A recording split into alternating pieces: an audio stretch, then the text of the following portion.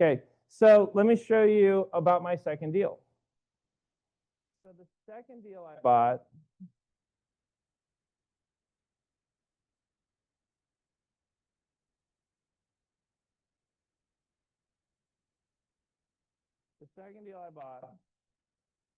I found a single family home still in Hemet. Now, here's what's funny. We sold that duplex. We sold that duplex for $175. And we bought it for $100. Our basis was about 110.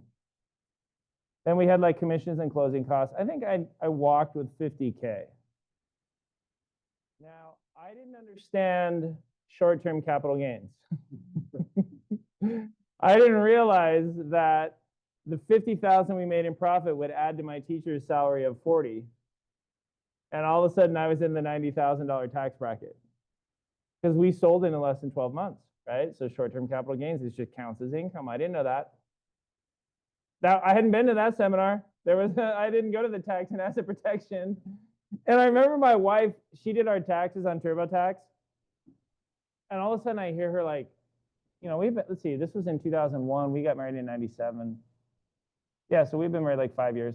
And it was her job to plug our W-2 numbers into TurboTax, which you don't need a CPA when you're that broke, right? So she started to cry. I heard her crying in the office. And she's like, I came in and I said, what's the matter? She's like, I just finished our taxes and they're red. I'm like, what does that mean? She's like, well, every other year it's been green. And what does green TurboTax result mean? Refund. And when you are a 5-figure income earner and you get green, what does that mean? Money, right? You don't think, well, because what does a 7-figure income earner think if you're getting a refund? You're like, I just overpaid. I gave the government an interest-free loan. But poor people don't think that way. They're like, I'm getting a check. It's $1,800. But it's like going into 7-Eleven and being like, hey, here's 100 for my coffee. I'll be back a year from now for the change. That's what we do when we prepay.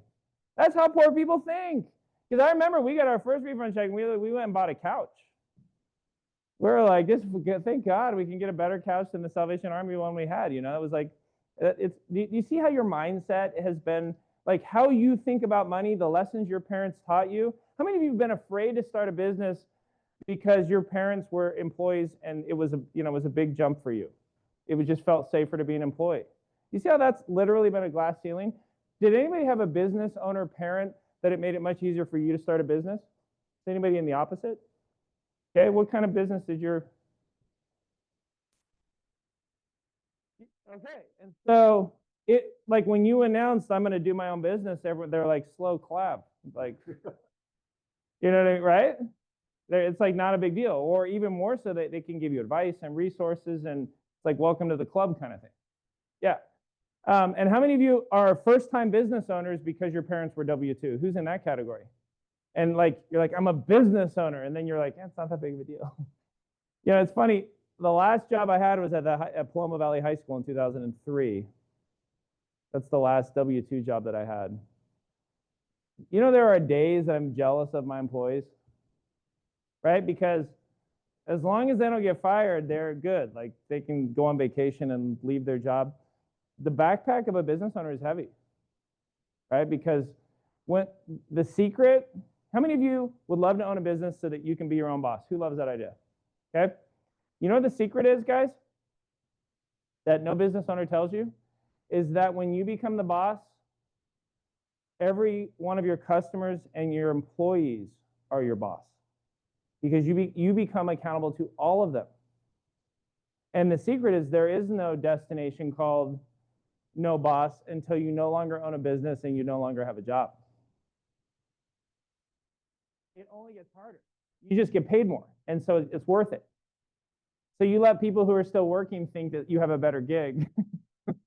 When in a lot of ways you don't. I had somebody say to me, Aaron, you just need to have a vacation where you unplug and you don't look at your emails and you don't take phone. That's what you need. And I'm like, bro, you're a W-2 employee. Like, what do you don't know? if I go on a vacation for 3 weeks and just let people will make decisions about my business that I don't want them to make. I don't want to empower somebody with that kind of decision-making power. And so I check my emails every day and I take some phone calls. Like, that's just what you do until you get there. It's part of the deal. Now, I had $50K that I owed taxes on. And I go to this subject to seller finance class. Okay. And they tell you how you can make an offer on a property and ask the seller to be the bank. So I find this single family home for $80,000 in Hemet, and it was a nicer, it wasn't blue collar war zone-y. Guys, a drug dealer getting chased by the cops jumped the corner of my yard, and it's not funny. That's how you laugh. It is funny. My wife did not think it was funny. And they plowed right into the house, like right here, and crushed the wall because they were trying to come around the corner, getting chased by a cop, and they slammed right into the house there. And my wife and I came running out of the bedroom, and there was a car bumper in our living room. That's when I really started trying to find a better place to live. And she's like, I hate this place. So I found a 3-bedroom, 1-bath house in a better neighborhood. I think I remember the address. Hold on.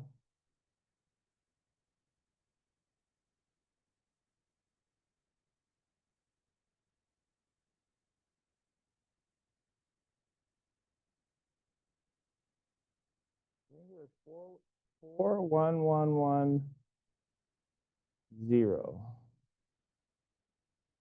Yep. There it is.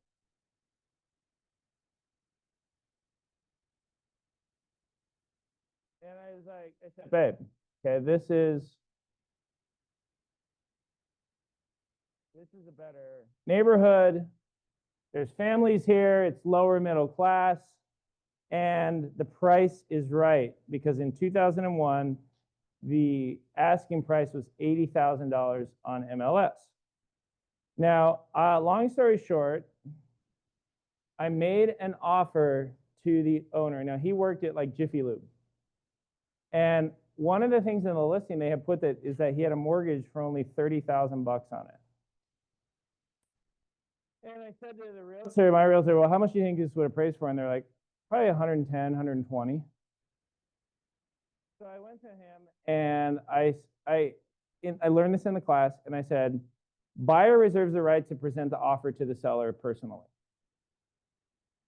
And so the agent calls me and he's like, why do you want to talk to them yourself? And I said, because I kind of want to just see what they're open to in terms of seller financing. And he's like, they're not open to seller financing.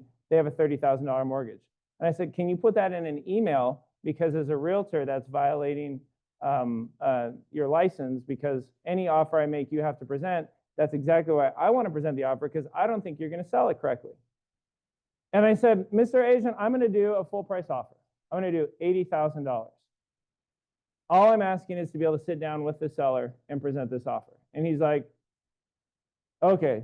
I said, how could I screw it up if I'm making a full price offer? You will get the double commission. I'm not bringing a realtor. You're going to get 5% of 80,000, $4,000. How is this a risk for you? He's like, all right, fine. So we meet at his office, and I sit down with the seller. This is a very blue collar guy, but I'm a blue collar guy because I'm a high school teacher, right? That habla español. And I say, his name was Jeff, and I said, hey, Jeff, I would like to offer full price on this property. And he's like, great, okay. I said, let me ask you a question, hypothetically. I saw that you only have a $30,000 mortgage. Would you be willing to wait 12 months to get the full 80,000? He's like, well, what do you mean?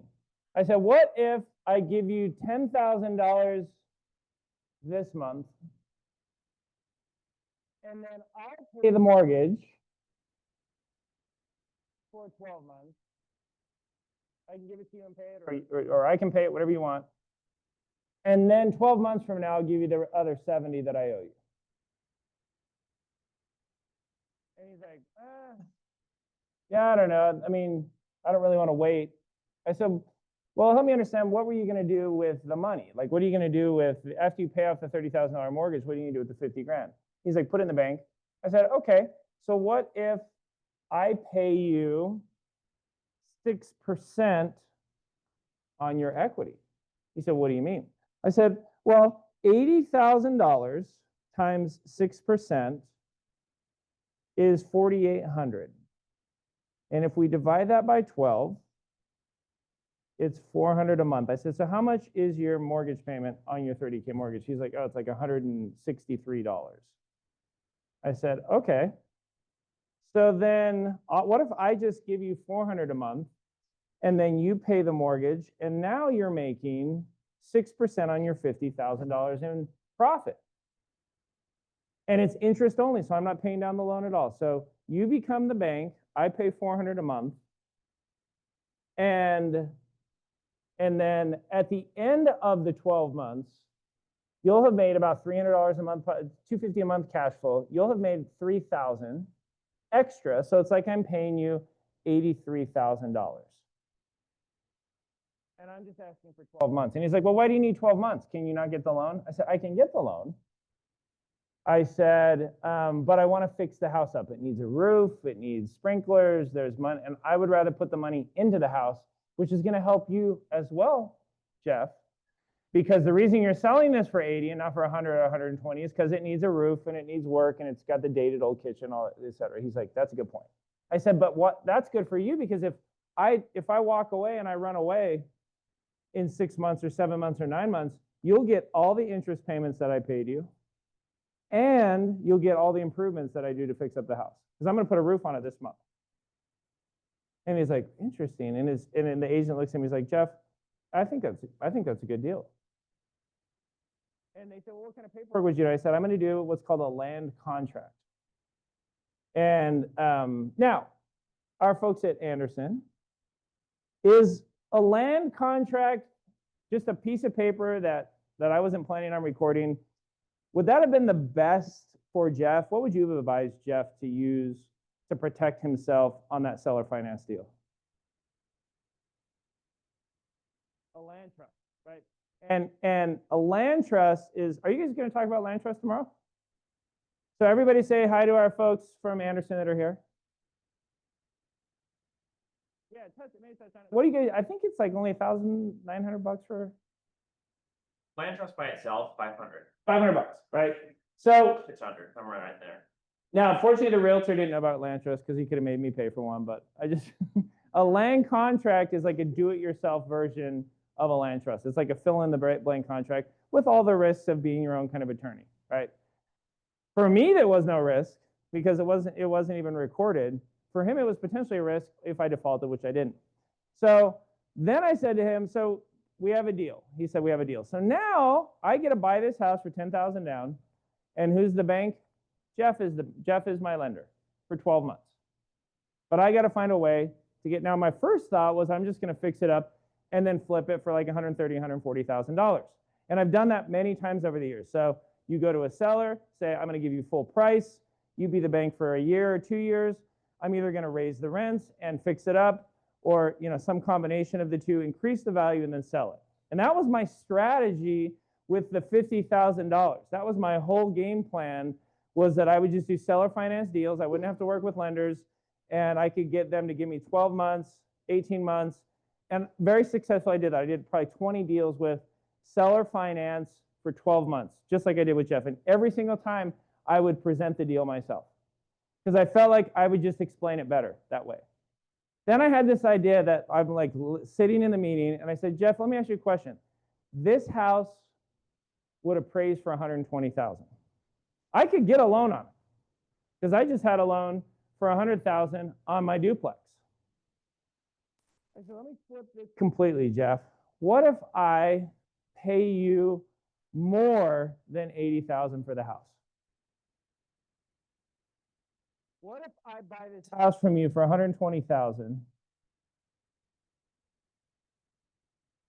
and I get a loan, and you get paid 120. And he's like, okay, what's the catch? And I say, after closing, you're going to pay off your 30K, and then you're going to write me out a check for $90,000. You're going to loan me $90,000 after closing at 10% interest. And so it's like I get a HELOC for 70% of the home.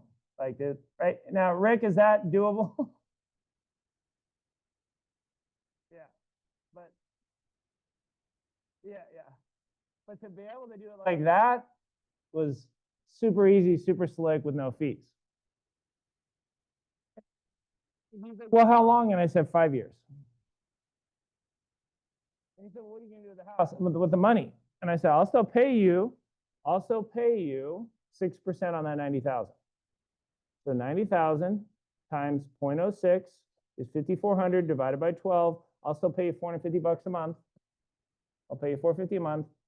I'll come to Jiffy Lube and give you a check for $450 every month. He's like, well, what are you going to do? And I said, take the 90 and go buy more deals like this. But I won't. I'll just flip them. For 80, fix them up for 10, flip them for 120, 130. I'll just do more seller finance. Gives me, I said, because Jeff, I only have $50,000, and so your 90 will allow me to do 3 or 4 more deals at a time. And the agent's like, honestly, Jeff,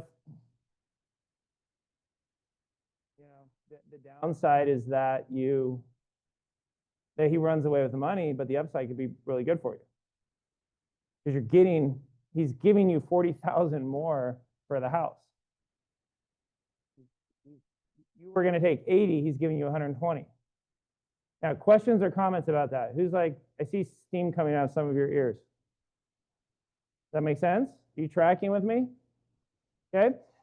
So he said yes. And so I got an FHA loan for 120,000, 3% down, with some of my 50K that I for my short-term capital gain.